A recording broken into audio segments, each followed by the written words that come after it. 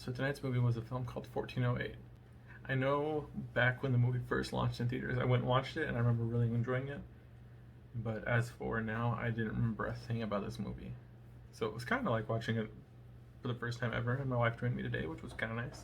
She really enjoyed the film. Kind of a brief overview of the movie in and of itself. John Cusack? I always say Cusack, whatever, plays a writer who kind of tours around these haunted areas and makes like lists of like top 10 like graveyards, top 10 haunted hotels, so on and so forth. And after doing a tour at one place, he goes back home to Los Angeles where he lives and is checking his PO box, and he gets a letter in the mail that says don't go into room 1408, and it's like the Dolphin Hotel in New York. So obviously he looks into it, ends up going.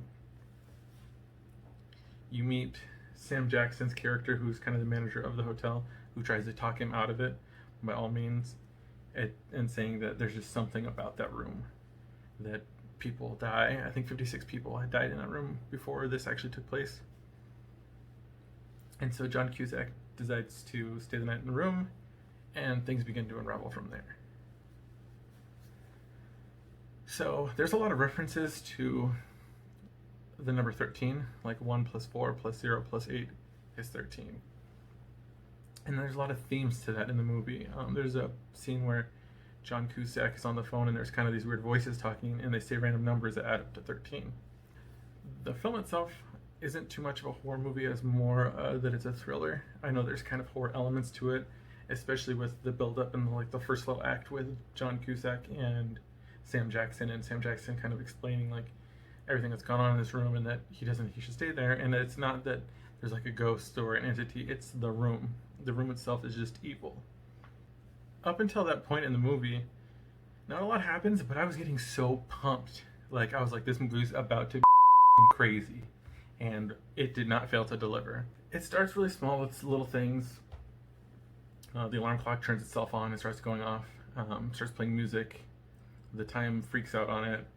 Water faucet turns on when he thought that when he tried to turn it off, or turns into hot water when it was cold water, like boiling hot water instantly burns his hand, and just weird things are happening. And you kind of start branching off into two paths or two mindsets in this movie. Homeboy's just losing his mind, and one explanation he thinks is that he was drugged by the alcohol that Sam Jackson gave him. The other one is you're realizing and knowing that no, this is the room just being evil and fucking with this guy's mind. This movie really plays into emotion a lot.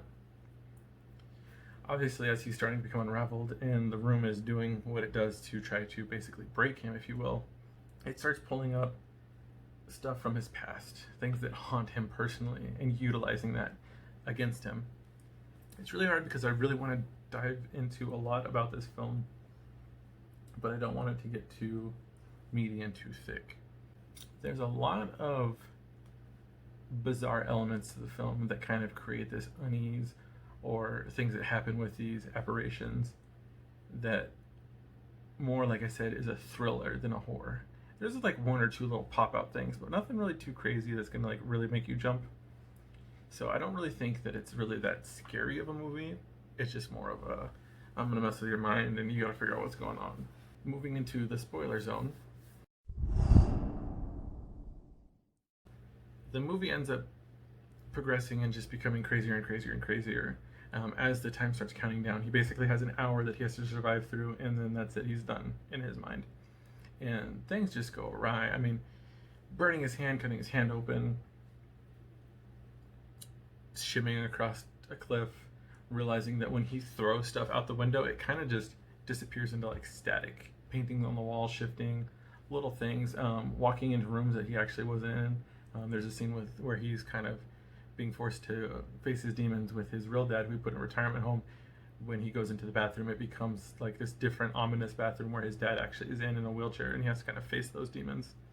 And then same thing with the whole backstory of his daughter being dead, the elements of the house playing that against him and or the hotel playing that against him, trying to get him to cave in and check out early.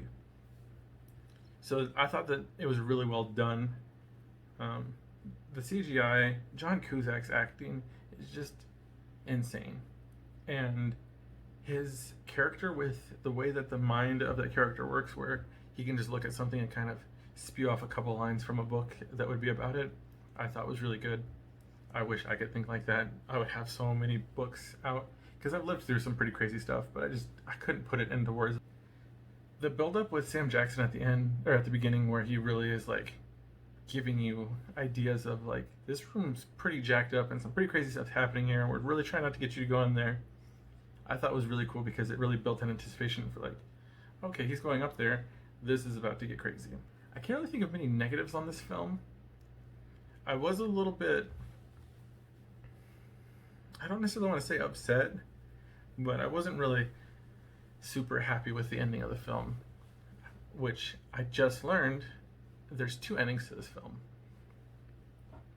So the ending that I watched was where he decides like, I'm not gonna cave in, I'm not gonna give you what you want, I'm not gonna be another victim of this room, I'm going out on my terms, and then he burns the room down and he dies. And then Sam Jackson has his box of stuff and then plays a recorder and actually hears the daughter, so he knows that everything, has a little bit better idea of what's going on in the room, because it doesn't really seem like he knows what's going on in the room, just knows that crazy stuff's happening in the room. And so I thought that was kind of a decent way to end the movie, because it still kind of leaves the open idea that there could be a second part, which John Cusack in a recent interview said he'd be down to make a second part to 1408, which would be really cool. I'd be really about that. Then I learned of the second ending, which is where John Cusack, or Mike, survives the Dolphin Hotel. And it's this scene with him and his still wife, I guess, throughout all of this. And it looks like they're either packing or probably unpacking, because they're probably moving in together and back together and everything like that. And she's going through boxes, and she finds a box of his stuff from the hotel, which has his voice recorder in it.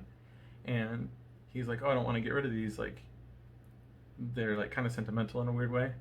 And so he takes the recorder, sits down back at the desk, and the wife walks off carrying the box. And he starts playing it, and you hear his daughter's voice in it. And then the wife realizes that too. Because I'm sure that at some point he was like, hey, this is what the fuck happened in this room. And she's like, well, okay. But it kind of proves it, but also kind of sets up for what could be a sequel. I'm not 100% sure, like, what the sequel would be.